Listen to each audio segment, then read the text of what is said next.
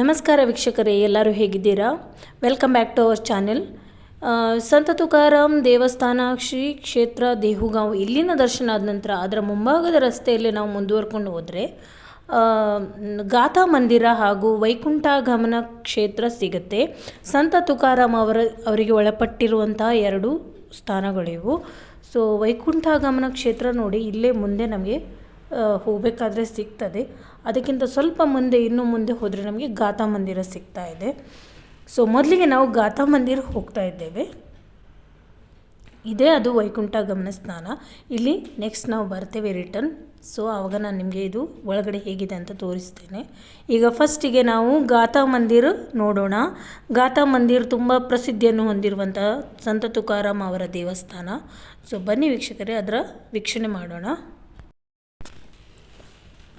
So ವೀಕ್ಷಕರೇ, ನಾವು ಈಗ ಗಾಥಾ ಮಂದಿರ್ಗೆ ಬಂದಿದ್ದೇವೆ. ಇಲ್ಲಿ ಎಂಟ್ರೆನ್ಸಲ್ಲಿ ನಾವು ಚಪ್ಪಲ್ ಸ್ಟ್ಯಾಂಡ್ ಇದೆ, ಅಲ್ಲಿ ಚಪ್ಪಲಿಯನ್ನು ಬಿಟ್ಟು ನಂತರ ದೇವಸ್ಥಾನಕ್ಕೆ ಹೋಗ್ಬೋದು.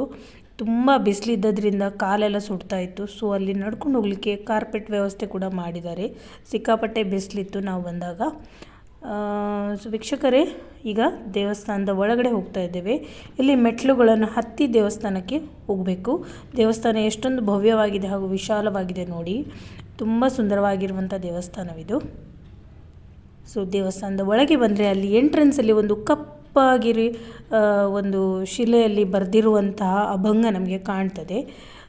ಇದು ಸಂತ ತುಕಾರಾಮ್ ಅವರ ಕುರಿತಾದಂಥ ಒಂದು ಶ್ಲೋಕ. ಸೊ ಇದನ್ನು ಗಾಥಾ ಮಂದಿರ ಅಂತ ಕರೀತಾರೆ.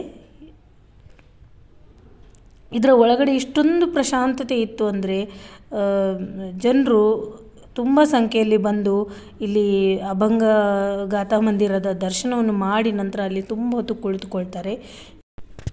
ಇಲ್ಲಿ ನೀವು ಎಲ್ಲಿ ನೋಡಿದರಲ್ಲಿ ರಾಮಕೃಷ್ಣ ಹರಿ ಎಂಬ ಮಂತ್ರವನ್ನೇ ಗೋಡೆಗಳ ಮೇಲೆಲ್ಲ ಕಡೆ ನಾವು ಕಾಣ್ಬೋದು. ಹಾಗೂ ರಾಮ ಕೃಷ್ಣ ಇವರನ್ನು ಕುರಿತಾದಂಥ ಕತೆಗಳ ಚಿತ್ರಗಳಿವೆ. ಹಾಗೂ ಗೋಡೆಯ ಮೇಲುಗಡೆ ನೋಡಿ ಎಲ್ಲ ಇದು ಅಭಂಗಗಳು, ಅಂದರೆ ಸಂತ ತುಕಾರಾಮ್ ಅವರು ರಚಿಸಿರುವಂಥ ಅಭಂಗಗಳನ್ನು ಇಲ್ಲಿ ಗೋಡೆಯ ಮೇಲೆ ಕೆತ್ತಲಾಗಿದೆ. ಅದೇ ಈ ಮಂದಿರದ ವಿಶೇಷ. ಇಲ್ಲಿ ಸುಮಾರು 4,000ಕ್ಕೂ ಹೆಚ್ಚು ಅಭಂಗಗಳನ್ನು ಇದರ ಗೋಡೆಗಳ ಮೇಲೆ ಚಿತ್ರಿಸಿದ್ದಾರೆ. ಹಾಗೂ ಅದಕ್ಕೆ ಕುರಿತಾದಂಥ ಚಿತ್ರಗಳನ್ನು ಸಹ ಮಾಡಿದ್ದಾರೆ. ಸೊ ಇಲ್ಲಿ ಬಂದು ಕನಿಷ್ಠ 3 ಅಭಂಗಗಳನ್ನು ಓದಬೇಕು ಅಂತ ಹೇಳ್ತಾರೆ. ಅಂದರೆ ಸುಲಭವಾಗಿ ಓದ್ಬೋದು, ಯಾವುದೇ ಕಷ್ಟ ಇಲ್ಲದೆ ನಾವು ಇದನ್ನು ಆರಾಮವಾಗಿ ಓದಿಕೊಂಡು ಅರ್ಥ ಮಾಡಿಕೊಳ್ಬೋದು. ಸೊ ಗೋಡೆಗಳ ಮೇಲೆಲ್ಲ ನೋಡಿ ನರಸಿಂಹ ಅವತಾರ, ಆಮೇಲೆ ಕೃಷ್ಣನ ವಿವಿಧ ಅವತಾರಗಳ ಬಗ್ಗೆ ಇಲ್ಲೆಲ್ಲ ಉಲ್ಲೇಖ ಇದೆ. ಇಲ್ಲಿನ ಒಂದು ಪ್ರಮುಖ ಆಕರ್ಷಣೆ ಅಂದರೆ ಸಂತ ತುಕಾರಾಮ್ ಅವರ ದೊಡ್ಡದಾಗಿರುವಂಥ ವಿಗ್ರಹ. ಇದು ಸಂತ ತುಕಾರಾಮ್ ಅವರ ವಿಗ್ರಹ. ಅದರ ಮೇಲ್ಗಡೆ ವಿಠ್ಠಲ್ ರುಕ್ಮಿಣಿ ಅವರ ಮಂದಿರ ಇದೆ ನೋಡಿ. ಇದು ಸಂತ ತುಕಾರಾಮ್ ಅವರ ವಿಗ್ರಹ. ಆಮೇಲೆ ಸುತ್ತಲೂ ಕೂಡ ಅವರು ಬರೆದಿರುವಂಥ ಅಭಂಗದ ಕೆತ್ತನೆಗಳು, ಸುಮಾರು 4,000ಕ್ಕೂ ಹೆಚ್ಚು ಅಭಂಗಗಳಿವೆ.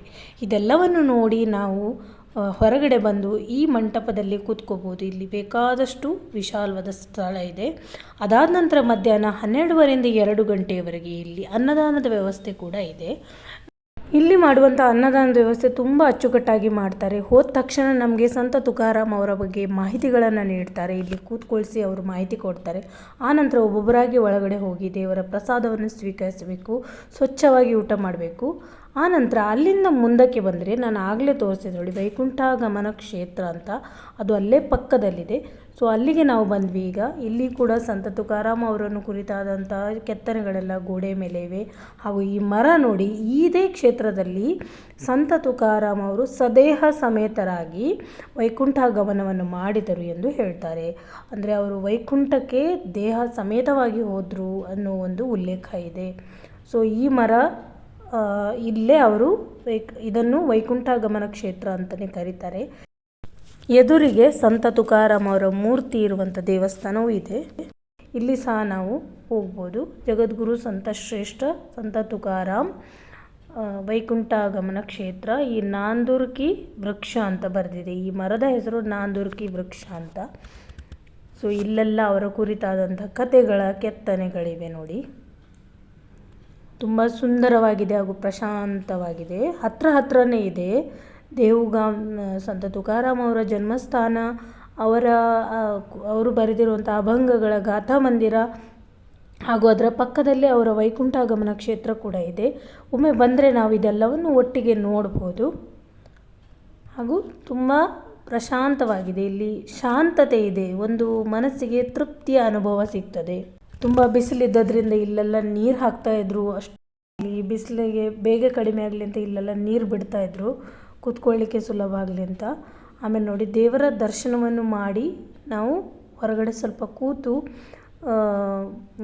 ಇದು ವಿಶ್ರಾಂತಿ ಪಡ್ಕೊಂಡ್ವಿ. ಇಲ್ಲಿ ನೋಡಿ, ಸಂತ ತುಕಾರಾಮ್ ಅವರ ಮೂರ್ತಿ ಇದೆ ಇಲ್ಲಿ. ಸೊ ವೀಕ್ಷಕರೇ, ನೀವು ಈ ದೇವಸ್ಥಾನಕ್ಕೆ ಬನ್ನಿ, ದೇವರ ಆಶೀರ್ವಾದ ಪಡ್ಕೊಳ್ಳಿ. ನಮ್ಮ ಮಾಹಿತಿ ಇಷ್ಟ ಆಗಿದ್ದರೆ ಲೈಕ್, ಶೇರ್, ಕಮೆಂಟ್ ಮಾಡಿ ಹಾಗೂ ಚಾನೆಲ್ನ ಸಬ್ಸ್ಕ್ರೈಬ್ ಮಾಡಿ.